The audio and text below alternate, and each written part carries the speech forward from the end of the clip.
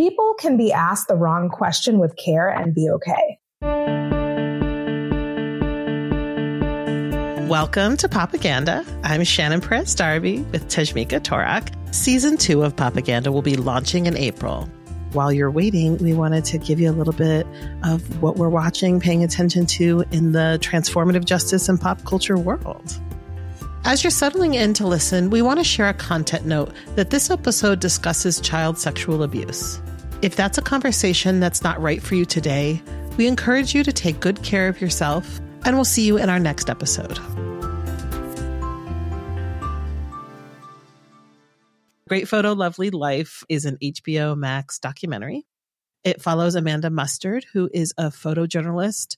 She talks a lot about her drive as a photojournalist towards bringing things into the light, to making things known, to making things right-sized, and that is a big part of her drive. And so she takes that skill she has built as a photojournalist and she turns it towards her family and towards this experience of what she described as her touchy-feely grandfather, who she had always sort of heard stories about him being creepy, him being inappropriate. And I would just like to say really quickly that everyone needs to pay attention to those stories. Please stop having creepy, vague stories in your family about the uncle or the grandpa. Like, if there's a story for a reason. I love that I get to make exposing the truth about something a part of my job.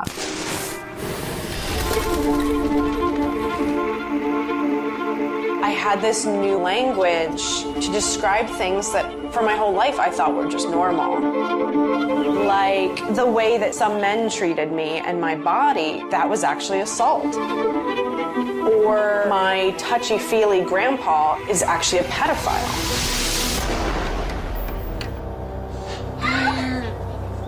When I watch these tapes, I see a man with a serious problem who knows that he's not going to get caught.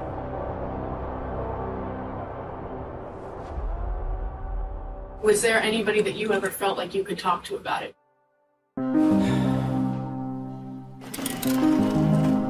Do you feel like God has forgiven you? Absolutely. It's hard to forgive someone who doesn't ask for forgiveness. She tells stories about her creepy, touchy-feely grandfather, who then turns out to be a person who has sexually abused many, many children. In the course of this docuseries, she turns and faces that. I do want to pause here to say that of any trigger warnings I give, I would give this my highest trigger warning. If you want to watch the docuseries, I think it's important to know that they talk in pretty high levels of detail about the kinds of sexual violence that he perpetrates. I would highly recommend folks think for themselves about whether they are in the place that is right for them. And if you do find that is content that is right for you to watch, I think there's a lot of complex, beautiful things in this docuseries. So Amanda brings her mother into the docuseries. So we see a lot in the beginning that her and her mother, they go and they visit her grandfather and they start doing interviews with him. And pretty right away, those interviews are asking him about a particular instance that is well known about abuse that he perpetrated. He immediately starts saying things like they were in a relationship with, I believe the girl was 9. She was very, very young. It happened over many years, but I think she was 9 when the abuse first started. So he's saying things like, no, she loved it. We were in a relationship. You know, you don't have all the context in the moment. There's so many complex things that happen. Some of the things I want to talk about are particularly the piece of what it is to uncover your family secrets and what it is to turn towards that. And as the docuseries goes on, it gets more and more complex. So there's this, what I sometimes think we think of as simplicity of saying, okay, well, you have this serial abuser. He has hurt many, many children. And then it gets more and more complex. So one of the things that we learn in the docuseries is that the grandfather was sexually abusive to Amanda's sister. And as we dive deeper and deeper, Amanda starts to ask questions about how known the grandfather's abuse is. She starts to document that, talks to different family members about what's known, and starts to ask her mother questions like, you knew this, like you knew something was not right about him, and you kept putting my sister and I in positions where we would be alone with him. Why? Why did you do that? I think that is some of the most beautiful, some of the hardest. I was sobbing as a person where a lot of my role in my family is try to say like, hey, can we tell a story that is true about what is happening? Can we bring into the light? And her really trying to move towards that and really trying to say, so like, what happened there, Mom? Like, what happened that you knew about this? You can really see that the whole family dynamic is dependent on not bringing into the light the true dynamics of the abuse, the true scale. The mother, she doesn't identify as being a survivor of sexual abuse from her father, but she talks a lot of situations that she describes as creepy or inappropriate. She talks about a time where he was in the bathtub with her when she was quite young and just like that was off, is how she describes it. So there's all these trails of stories that you never move fully into, and what it takes for people to really turn and face his behavior, who is complicit about it, his wife and grandmother and the mom's mom, how she knew about that. They go a little bit into just what her role is in complicity with her husband. And so, yeah, there's a lot of things that happen there, but that's the high level summary. Curious, Tashmica, as you were watching it, what's sitting with you? When I first started watching this show, the first thing that really hit me in my chest was hearing her grandfather talk about the abuse that he did to many children, because there was that initial case and there was the abuse that happened within their own family, but he was someone who worked in a chiropractor's office and had access to lots of children, did lots of harm. Hearing him talk about it, as you mentioned, as a relationship that was not just a relationship, but that was initiated by young children was really hard to listen to. I think what makes it hard to listen to as someone who is a survivor is that it rings true to my understanding of what lots of people who perpetrate child sexual abuse, the stories they tell themselves about what is happening versus what's real. And that was really hard for me to listen to. It was hard to watch. And I really related to the moments in the film where you can see that they are prepping to go in and do something really, really hard. And they're like shaking and they're trying to breathe. You can feel the tension that's happening before they even walk into the room, before they have that phone call, before they do the thing. I imagine that's probably not the most profound moment in the movie for most people. It's really hard to communicate to people what is happening in my body when I'm about to do something that is related to the harm that I experienced in my past. All of that energy and stress and strain, even in the position of safety that I find myself in, it can be so intense. And I really feel like they did such a beautiful job of not cutting that out. It was very in the moment, and I could feel it. I could feel the tension, the way that they showed family videos and photos from that time period, including the sister who was pulling out her hair. She was so stressed as a child that was being abused that there's visual evidence in front of everyone that this child is suffering. In my own family, one of the things that was said was that people sort of knew that my father had some kind of problem. They weren't necessarily able to address it in the way that meant change, transformation, healing, what have you. And so when I think about the questions that I've had, the questions that I have asked, and what it came down to in my family when I said, hey, I really wanted, not from a place of blame and shame and guilt, but I just really wanted to understand. I think a lot of survivors do. When you are a child who is harmed in your own home, you want to know what the fuck is going on around here. How did this happen? How was I a child in a home where people loved me truly, and I was harmed so terribly and so consistently for a long period of time? And that people knew before I even got here that something was amiss. When I asked my family, a couple things happened. One was that, like many Black women do, they took responsibility and accountability for creating an environment where men just didn't have as much access to the children. And that was the path towards keeping us all safe. But it was not a direct, these men just shouldn't be here. And there's probably a million different reasons why. I'm not going to go down the path of trying to explore all the different reasons why that was the situation that we found ourselves in. But I will say that as people who have a history of enslavement and trauma, and a lot of that trauma involves sexual violence, not just against women, but against men, against anyone, right? That we didn't have the ability generationally to call for help when sexual violence was happening, which means I feel like I understand my family's response because we had to be responsible for ourselves. We couldn't call for help because the consequences for calling for help, like, it continues to be a problem. It continues to be a problem for our community. I remember just being like, one, no, what people knew and how they responded was not enough to keep me safe. But it was the best they could do at the time. It's the best that they could do based on their understanding of what their responsibility was and how they were able to hold it. And it was really hard. Those are hard conversations to have. You know, you said you were sobbing when you were watching that part, and I'm feeling really emotional just thinking about it. But you start to really get this picture of how vulnerable you are or were as a child.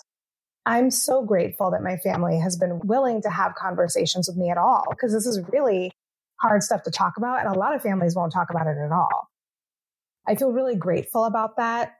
And it's so hard to feel any sense of satisfaction about those answers. There is no satisfactory answer because it happened. No matter what happened or why and who did what, I was abused. I was harmed. Watching this movie felt like that. Like, it wasn't satisfying. It didn't feel good to know that she was able to have these conversations. The answers didn't feel good. It didn't feel complete at the end. You know, there wasn't like some big, like, everybody's happy now. While it didn't feel complete or satisfying, it felt really brave though. You know, you said in season one time that, like, we have to widen the door. We have to widen the gate. We need more people. It's part of the reason we do this podcast and talk about TJ and abolition. Is like, we need more people to have an understanding of these things. I feel the same way about child sexual abuse, is if we're not actually engaging with the people who are causing the harm and the people who are around that person who in some way either enabled, allowed, didn't protect, wasn't aware, you name it. Like, if we're not engaging with those folks, we actually don't know what happened. We don't know what happened. We don't know why. And I just feel like if we're ever going to actually end child sexual abuse, there's lots of things that needs to happen. But one of the things that needs to happen is conversations like this. Because when you talk to a man who says that he was in a relationship with a 9-year-old, it becomes pretty fucking clear that that shit's not okay. It's harder to deny what's happening when you're like eyeball to eyeball with someone who is violent and abusive and saying it casually, including the part where he's like, well, yeah, God forgives me. Of course he does. All I had to do was ask for forgiveness. So there's also like this religious dogma part to it.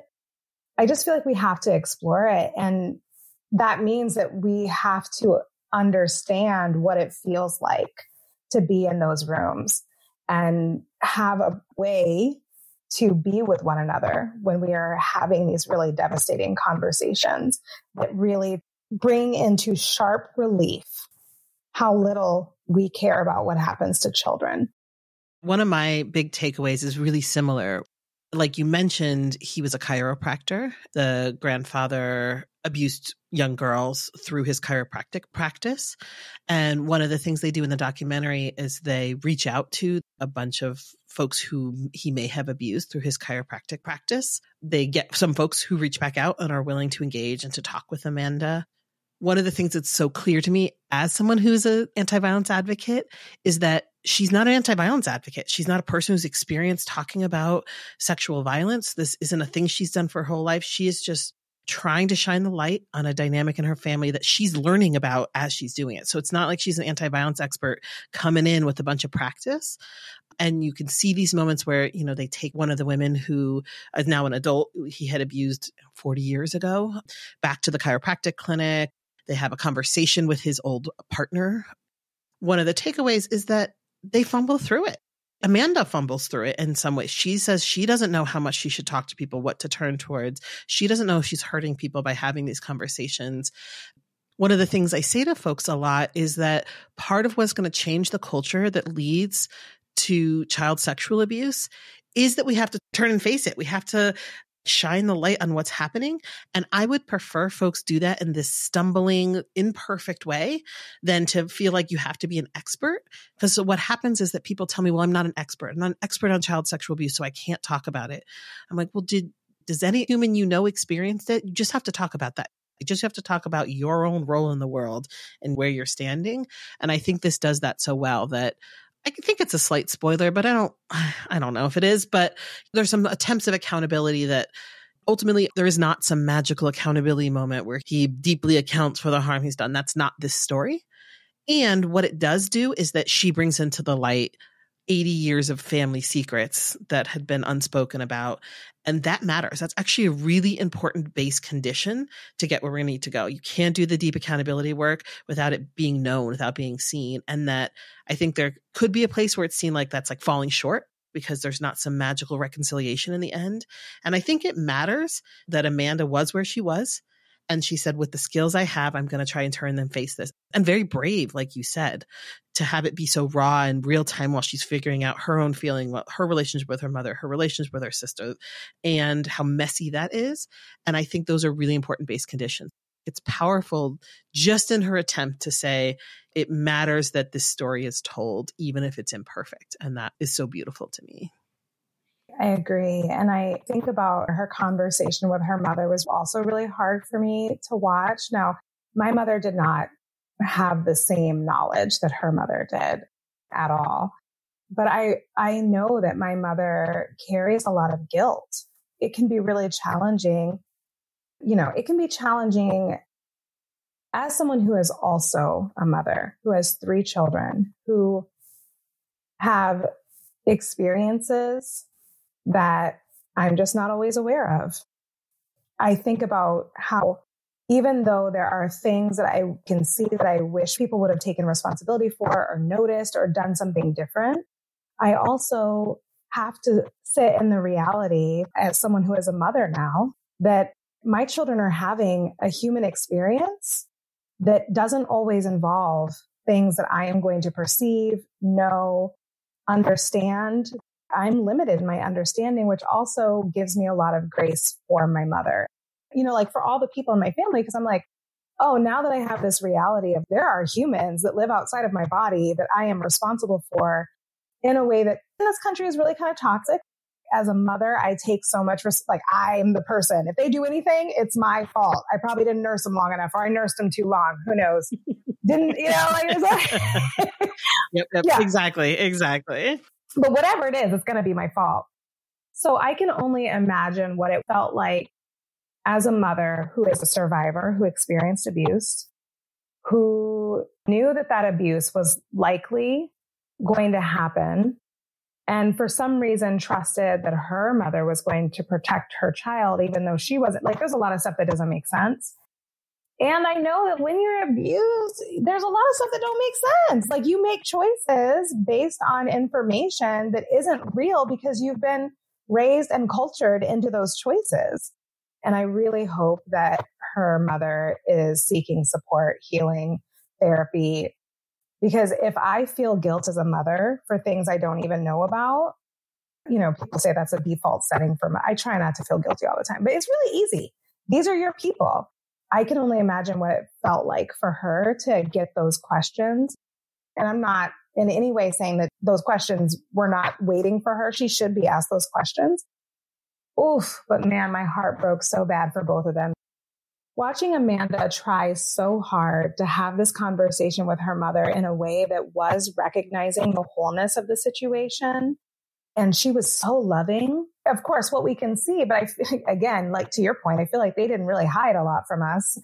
It was so loving, so careful, so gracious. as a person who maybe isn't an expert in child sexual abuse, I think it's really important to notice that actually she didn't need to be an expert in child sexual abuse. What she actually needed was to be loving, was to understand that things are more complex than what she can see, to treat people with kindness and empathy. The way that she was comforting people, that she was interviewing and was really careful. People can be asked the wrong question with care and be okay. You can sense that they're not trying to hurt you. It's not that you need to be an expert in child sexual abuse. You do have to attempt to have a sense of openness and understanding that there's more happening than what happened to you. And that's the hard thing about abuse, is that it did happen to me. And while I was a major pain point, right? Like the things that happened to me were terrible. There were other things that were happening to other people at the same time that caused a lot of confusion and manipulation and all those things that I can see why it happened. I can see why it happened. If people are looking for, as you said, a model for how to have the conversation, not in a perfect way, but in a brave way that is attempting something really difficult with a lot of care and love and thoughtfulness. I mean, that was what felt so hopeful to me about that movie. It was so emotional, but it's rich with possibility.